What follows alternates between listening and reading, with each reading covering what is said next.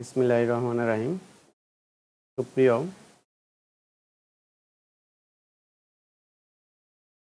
ছাত্রছাত্রীরা, পদার্থবিজ্ঞান দ্বিতীয় পত্র অনলাইন ক্লাসে আমাদেরকে শুভেচ্ছা ও স্বাগতম। আমি মোহাম্মদ মুশাররফ হোসেন চৌধুরী, প্রভাষক, পদার্থবিজ্ঞান, mother take Abdul Aziz school and college. আজকের পাঠ পরিচিতি: পদার্থবিজ্ঞান দ্বিতীয় পত্র, নবম অধ্যায়, পরমাণুর মডেল ও নিউক্লিয়ার পদার্থবিজ্ঞান। আজকের পাঠের আলোচ্য বিষয় তেজস্ক্রিয় ক্ষয়সূত্র।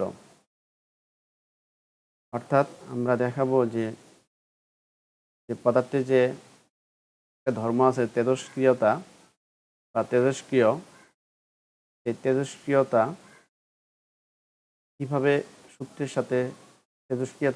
সূত্রের সাথে সম্পর্কিত করা যায়। দ্বিতীয়ত আলোচনা করব তেজস্ক্রিয় রূপান্তর সূত্র।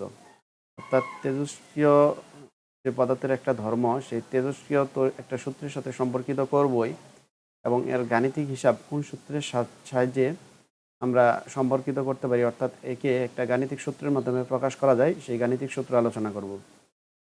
তৃতীয়ত আলোচনা করব যে অর্ধজীবন কি এবং অর্ধজীবনের সাথে ক্ষয় ধ্রুবকের সম্পর্ক স্থাপন করব। চতুর্থ আলোচনা করব গড়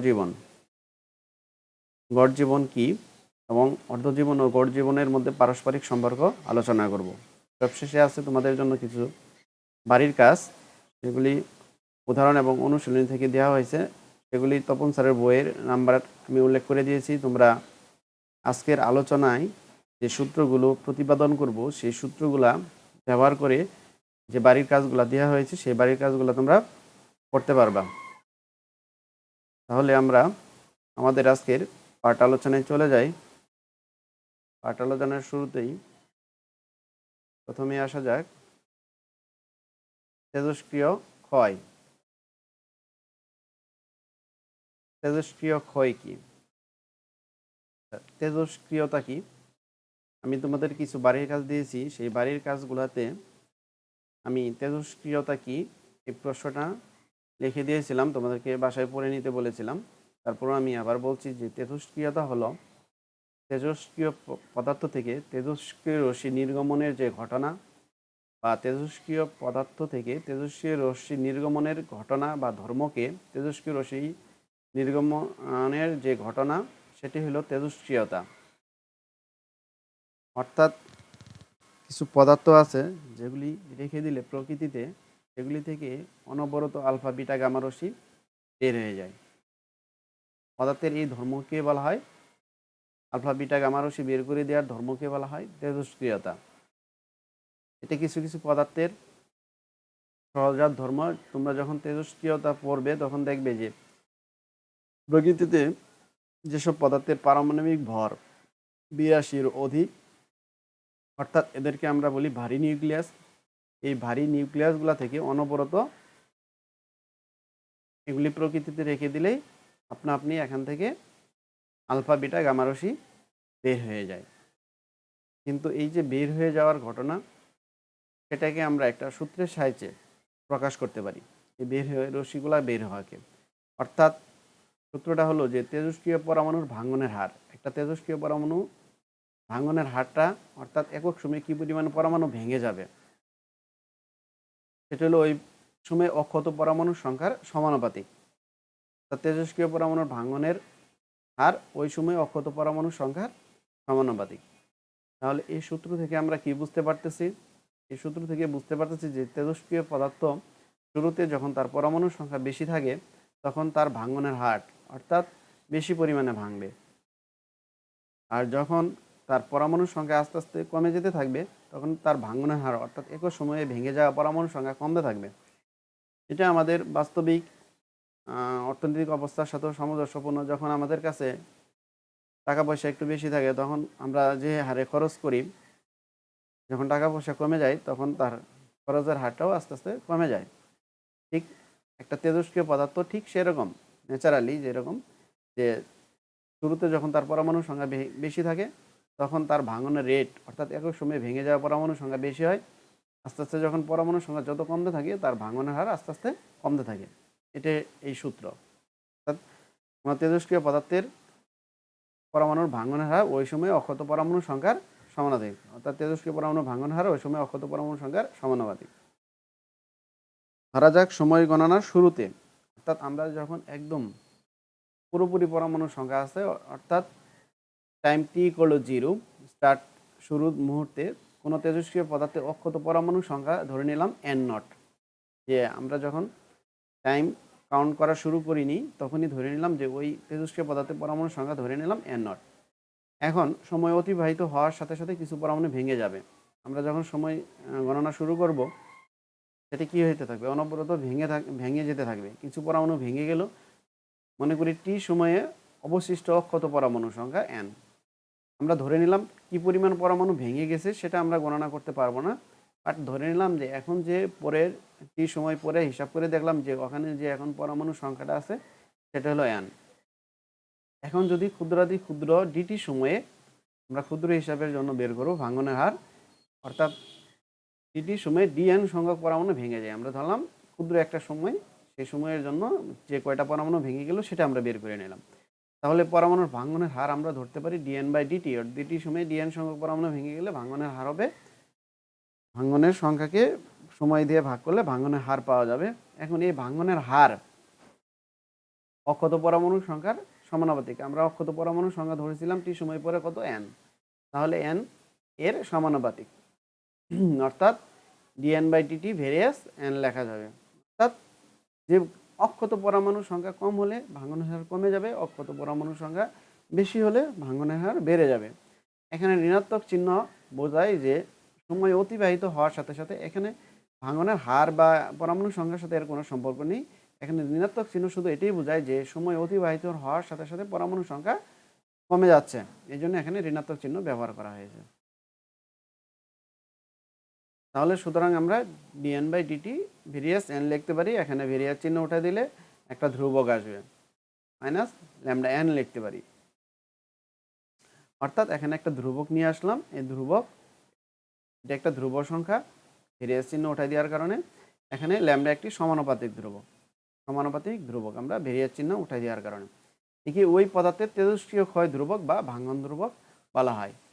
এটা কোনো একটা নির্দিষ্ট তেজস্ক্রিয় পদার্থের জন্য এই ধ্রুবকটা আলাদা।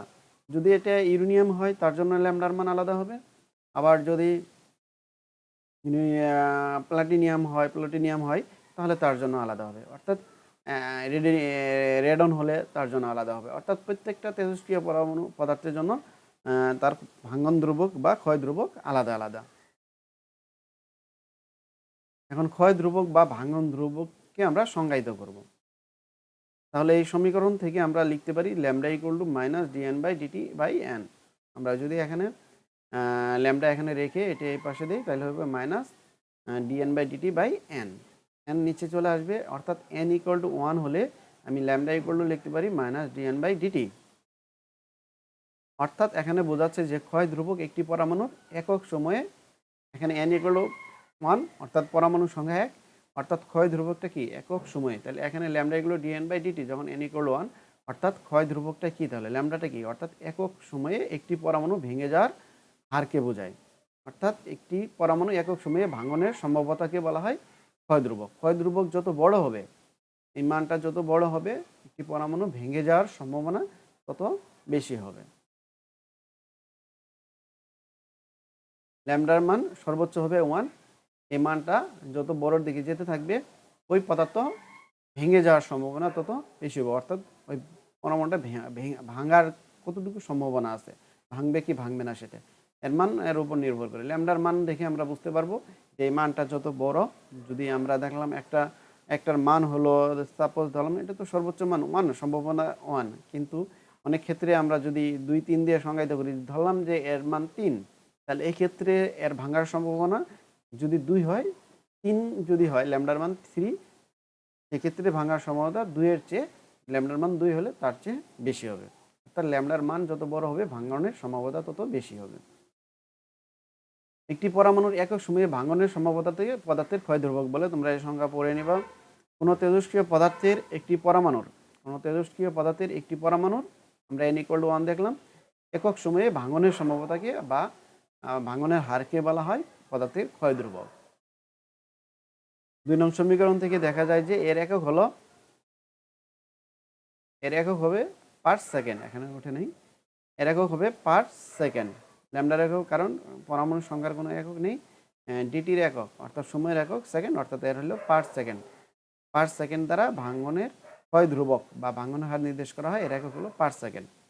রেডনের ক্ষয় ধ্রুবক 2.1 × 10⁻⁻6 পার সেকেন্ড বলতে বোঝায় 1 সেকেন্ডে একটি রেডন পরমাণু ভেঙে যাওয়ার সম্ভাবনা একের মধ্যে কত আছে, এত।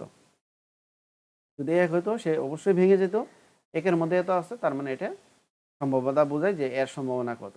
এই মান থেকে আমরা বুঝি এটা কত দ্রুত ভাঙবে। এবার আমাদের যে আমরা যে তেজস্ক্রিয় দেখলাম, পদার্থের যে একটা ধর্ম, সে আলফা বিটা গামা রশ্মি বের হওয়ার যে ধর্ম, সেই তেজস্ক্রিয়তা, এখন এই তেজস্ক্রিয়তাকে একটা হিসাবটাকে একটা গাণিতিক সূত্রের মাধ্যমে সংজ্ঞায়িত করা যায়। সেই গাণিতিক সূত্রটা আমরা দেখব যে এটাকে আমরা কিভাবে হিসাব করব, ভাঙ্গা পরমাণুর সংখ্যা কিভাবে, ভেঙে যাওয়া পরমাণুর সংখ্যা কিভাবে বের করব। কোনো তেজস্ক্রিয় পদার্থের ক্ষয় ধ্রুবক ল্যামডা এবং টি সময় অক্ষত পরমাণুর সংখ্যা এন হলে আমরা ধরে নিলাম যে একটা তেজস্ক্রিয় পদার্থ নিলাম যে ক্ষয় ধ্রুবক ল্যামডা, অর্থাৎ ল্যামডা কি কোনো একটি পরমাণু একক সময়ে ভেঙে যাওয়ার সম্ভাবনা, সেটা ক্ষয় ধ্রুবক।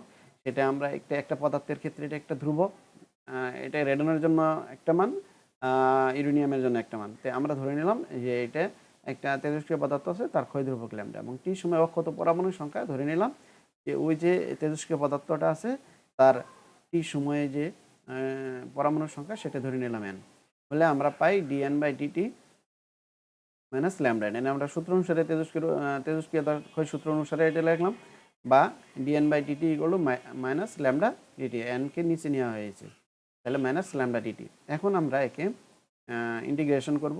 মনে করি শুরুতে, অর্থাৎ সময় গণনার শুরুতে t=0, তখন পরমাণুর সংখ্যা থাকবে কত, n=n0, অর্থাৎ শুরুতে পরমাণুর সংখ্যা কত এটা আমরা হিসাব করে নিলাম। অন্য কোনো এক সময় t=t-তে আমরা অক্ষত পরমাণুর সংখ্যা যেহেতু বলছি n, তাহলে পরমাণুর সংখ্যা n=n ধরে নিলাম। সুতরাং এই সীমার মধ্যে উপরিক্ত সমীকরণকে যুগজীকরণ করে পাই, আমরা এই সমীকরণকে যুগজীকরণ করব। dN/dt এখানেও সাম অফ দিলাম, এখানেও সাম অফ দিলাম, তার যুগজীকরণের চিহ্ন ব্যবহার করলাম। যুগজীকরণের চিহ্ন ব্যবহার করলে এটির ইন্টিগ্রেশন হবে। সময় গণনার শুরুতে টাইম t=n0, t=0, তখন পরমাণুর সংখ্যা n=n0 থেকে t= যখন সময় t, তখন পরমাণুর সংখ্যা n, অর্থাৎ n0 থেকে n, আর এখানে হবে সময় 0 থেকে t। যেহেতু এই পাশে সময়ের অংশ, তাহলে সময়ের লিমিটটা আমি এখানে বসিয়ে দেব এবং এখানে পরমাণুর সংখ্যার লিমিটটা বসিয়ে দিলাম। তাহলে তোমরা জানো যে যুগজীকরণের যে সূত্র, ইন্টিগ্রেশনের যে সূত্র, সেই ফর্মুলা অনুযায়ী dx/x আমরা লিখি ln x, তাহলে dN/n আমরা লিখব ln n। লিমিটটা বসিয়ে দিব n0 to n minus lambda, কারণ আমরা জানি যে ল্যামডা কনস্ট্যান্ট, এটা বাইরে আসবে, এবং dx এর যুগীকরণ হলো x, তাহলে dt এর যুগীকরণ হবে t, তাহলে এর লিমিট হবে 0 to t। এখন আমি আপার লিমিট ln n এর জায়গায় n বসালাম এবং লোয়ার লিমিটের n এর জায়গায় n0 বসালাম, তাহলে সূত্র অনুযায়ী এখানে মাইনাস আসবে। এখন এখানে যদি আমরা এটা ব্যবহার করি, তাহলে এটা হবে আপার লিমিট t - 0, অর্থাৎ t - 0 t, অর্থাৎ এটা হবে মাইনাস ল্যামডা t। সুতরাং আমরা যদি আমরা জানি যে লগের মাঝখানে বিয়োগ চিহ্ন থাকে, তাহলে সূত্র অনুসারে এটাকে ভাগ লেখা যাবে ln n/n0 minus lambda t. এখন যদি আমরা কি করি, এখানেও আমরা যদি আবার এন্ট্রিলগ করি, তাহলে এন্ট্রিলগে সূত্র অনুযায়ী তাহলে এখানে হবে n/n0 = e⁻ minus lambda t. হ্যাঁ, তাহলে এখানে ই চলে আসবে আর এখানে লন চলে যাবে এন্ট্রিলগ করলে, তাহলে n/n0 = e⁻ minus lambda t. সুতরাং এখানে n লেখা যাবে n0 e⁻ minus lambda t. এটি হলো তেজস্ক্রিয় রূপান্তর সূত্র। অর্থাৎ আমরা এখান থেকে কোনো একটা তেজস্ক্রিয় পদার্থের পরমাণুর সংখ্যা, মানে টি সময়ে কতটুকু পরমাণু ভেঙে যায়, অক্ষত থাকে, সেই সংখ্যাটা আমরা এখানে বের করে দেব। n হলো অক্ষত পরমাণুর সংখ্যা, n0 হলো সময় গণনার শুরুতে পরমাণুর সংখ্যা, আর ল্যামডা হলো ওই তেজস্ক্রিয় পদার্থের ক্ষয় ধ্রুবক।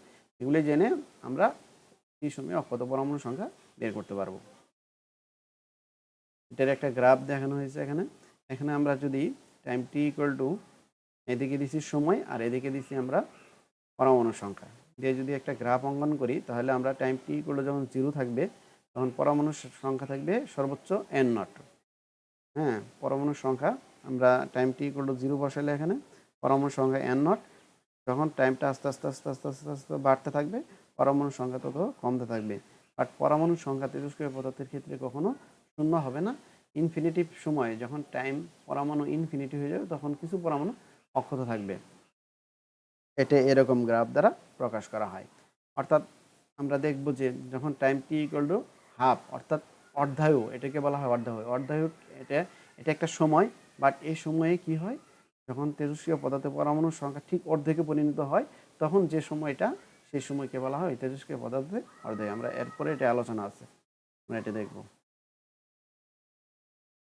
এখন দেখব অর্ধ জীবন কি। যে সময়ে কোনো তেজস্ক্রিয় পদার্থের মোট পরমাণু ঠিক অর্ধেক ভেঙে যায়, আমরা এখান থেকে দেখলাম যে এই সময়ে পরমাণুর সংখ্যা ঠিক অর্ধেক ভেঙে গেছে, ভেঙে যায়, সেই সময়কে বলা হয় ওই তেজস্ক্রিয় পদার্থের অর্ধজীবন। একটা সময় যখন তেজস্ক্রিয় পদার্থের মোট পরমাণু ঠিক অর্ধেক ভেঙে যাবে। যে সময় কোনো তেজস্ক্রিয় পদার্থের n সংখ্যক পরমাণু ভেঙে n0/2 হয় সেই সময় হচ্ছে অর্ধজীবন। অর্ধজীবনকে টি অফ হাফ দ্বারা প্রকাশ করা হয়। একটা স্পেশাল টাইম, আমরা সময়কে সাধারণত টি দিয়ে প্রকাশ করি, কিন্তু অর্ধজীবনকে ক্যাপিটাল টি অফ হাফ। অর্থাৎ কোনো তেজস্ক্রিয় পদার্থের পরমাণু যখন ভেঙে যখন অর্ধেকে পরিণত হয় সেটিকে বলা হবে অর্ধজীবন। এখন আমরা দেখব যে অর্ধজীবনের সাথে ক্ষয় ধ্রুবকের সম্পর্কটা কি। অর্ধজীবনের সাথে ক্ষয় ধ্রুবকের সম্পর্ক দেখব। ধরা যাক কোনো তেজস্ক্রিয় পদার্থের পারমাণবিক পরমাণুর সংখ্যা সময় গণনার শুরুতে ধরলাম n0। টি সময় n সংখ্যক পরমাণু ভেঙে n0/2 হয় তাহলে টি হবে অর্ধজীবন। তাহলে এটিকে আমরা যেহেতু আমরা অর্ধজীবনের সংজ্ঞা অনুসারে বলছি যে যখন তেজস্ক্রিয় পদার্থের পরমাণুর সংখ্যা ভেঙে অর্ধেকে পরিণত হয় সেটা ছিল অর্ধজীবন। তাহলে আমরা যেহেতু টি সময়ে n সংখ্যক পরমাণু এত হয়েছে তাহলে টিকে বলবো আমরা অর্থাৎ অর্ধজীবন। যখন T equal T of half হবে এটিকে আমরা অর্ধজীবন বলবো, তখন পরমাণুর সংখ্যা হবে n ইকুয়াল টু n0/2, অর্থাৎ অবশিষ্ট পরমাণুর সংখ্যাও থাকবে এত। সুতরাং আমরা যে তেজস্ক্রিয় রূপান্তর সমীকরণ এই সমীকরণকে এই অনুযায়ী লিখতে পারি। অর্ধজীবনের জন্য n ইকুয়াল টু কত n0/2, n0 e two the power minus lambda, টির জায়গায় টি অফ হাফ, সময়টা কত হবে টি অফ হাফ, কারণ এখানে টাইমটা হলো অর্ধেক পরমাণুর সংখ্যা, যে সময়ে পরমাণুর সংখ্যা অর্ধেকে পরিণত হয়েছে তাহলে এখানে সময়টা হবে টি অফ হাফ। ঠিক আছে, আমরা n0 কেটে দিলে এখানে হাফ আসবে e to the power lambda t of half. এখানে যদি আমরা লন নেই তাহলে এখানে লন চলে আসবে, এটা এন্টিলগের সূত্র অনুযায়ী এখানে ই চলে যাবে, থাকবে ল্যামডা টি অফ হাফ। এখানে লন হাফকে লেখা যাবে -0.693 minus lambda t of half. এখানে ল্যামডা কেটে গেলে টি অফ হাফ ইকুয়াল টু লেখা যাবে 0.693/ল্যামডা। এখানে এই সংখ্যাটা একটা ধ্রুব সংখ্যা, তাহলে আমরা এখান থেকে বলতে পারি যে কোনো একটা তেজস্ক্রিয় পদার্থের অর্ধজীবন তার ক্ষয় ধ্রুবকের ব্যস্তানুপাতিক। কোনো একটা তেজস্ক্রিয় পদার্থের অর্ধজীবন তার ক্ষয় ধ্রুবকের ব্যস্তানুপাতিক, অর্থাৎ ক্ষয় ধ্রুবকের মান যত বাড়বে, অর্থাৎ আমরা বলছি কি ভেঙে যাওয়ার সম্ভাবনা তত বেশি, অর্থাৎ ওই তেজস্ক্রিয় পদার্থের অর্ধজীবন তত কম হবে, অর্থাৎ সে দ্রুত পরমাণু সংখ্যা ভেঙে তার অর্ধজীবন, অর্থাৎ সে দ্রুত ভেঙে যাবে, পরমাণু দ্রুত ভেঙে যাবে, অর্থাৎ তার আয়ুকাল কম হবে। অর্ধজীবন টি অফ হাফ, ক্ষয় ধ্রুবক ল্যামডা এর ব্যস্তানুপাতিক, ক্ষয় ধ্রুবকের মান বেশি হলে অর্ধজীবনের মান কম হবে। এবার গড় জীবন, এবার আমরা গড় জীবন দেখব যে গড় জীবন কি। কোনো তেজস্ক্রিয় বস্তু খণ্ডগুলো সবগুলো পরমাণু জীবনকালের যোগফলকে, কোনো আমরা তেজস্ক্রিয় বস্তুখণ্ডের সবগুলো যদি পরমাণু আছে জীবনকাল, কারণ এক একটা পরমাণুর জীবনকাল এক এক রকম থাকবে, কোনো একটা পরমাণু হয়তো 2 সেকেন্ডে ভেঙে গেল, কোনো একটা 5 সেকেন্ডে, 2 দিনে, এরকম সবগুলা বস্তুখণ্ডের জীবনকালের যোগফলকে এর প্রারম্ভিক পরমাণুর সংখ্যা, আমরা এর যে শুরুতে যে পরমাণুর সংখ্যা থাকবে সেই সংখ্যা দিয়ে যদি ভাগ করি তাহলে যে জীবনকাল পাওয়া যাবে সেটাকে বলবো আমরা গড় জীবন। আমরা গড় ব্যবহার করলে কোনো বয়স হয়, গড় ব্যবহার করলে বিভিন্ন লোকের বয়স, কারো বছর 10 বছর, কারো 15 বছর, কারো 20 বছর, সবগুলাকে যোগ করে 3 জনের বয়স আবার 3 দিয়ে ভাগ করে। ঠিক এইভাবে এক একটা পরমাণুর বয়স আমরা হিসাব করে সবগুলো পরমাণুর সংখ্যা দ্বারা ভাগ করে দিলে ওই বস্তুখণ্ডের গড় জীবনটা পাওয়া যাবে।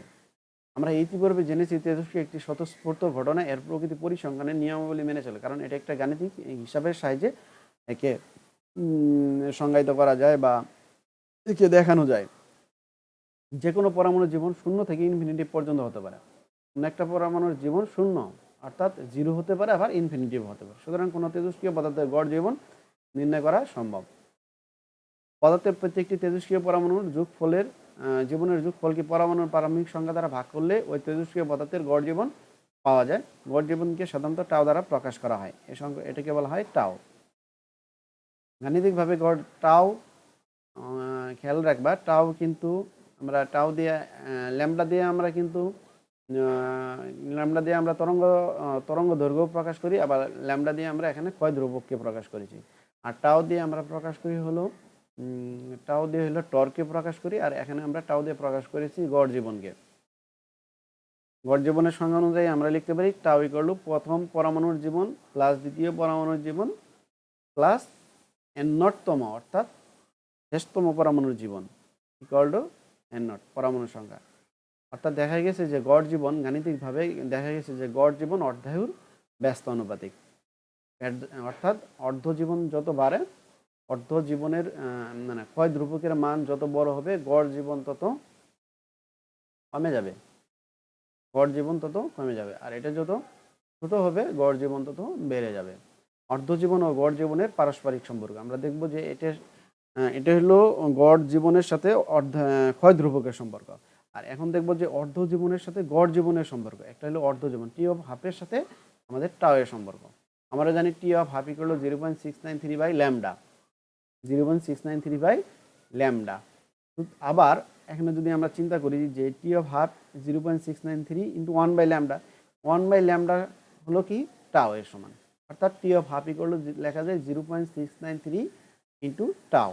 অর্থাৎ টাওয়ার সাথে ক্ষয়ের ধ্রুবকের সম্পর্ক হলো ব্যস্তানুপাতিক, বাট অর্ধ জীবনের সম্পর্ক হলো সমানুপাতিক। অর্থাৎ কোনো একটা পদার্থের গড় জীবন যত বাড়বে, তার অর্ধ জীবন তত বাড়বে।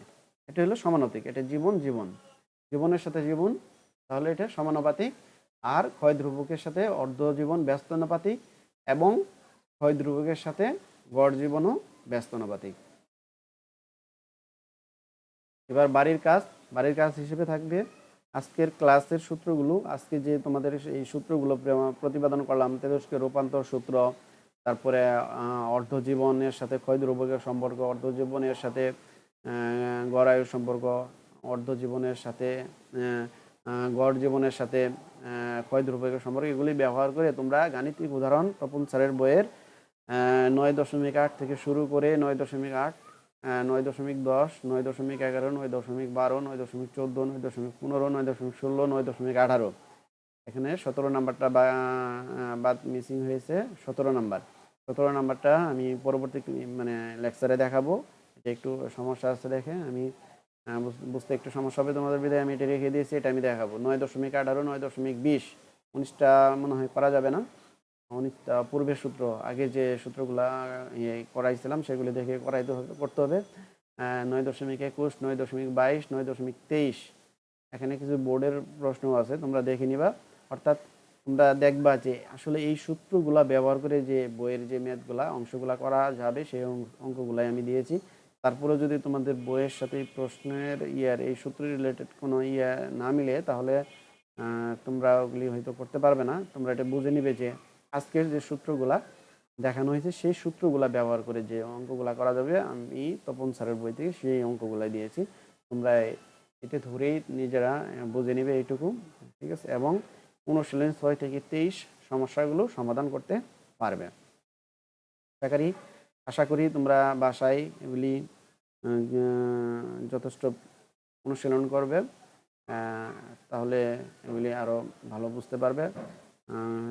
বুঝতে সমস্যা হলে অবশ্যই কমেন্টস করে জানাবে। আজকের ক্লাসের এখানে সমাপ্তি। সবাই ভালো থাকো, সুস্থ থাকো। আল্লাহ হাফেজ।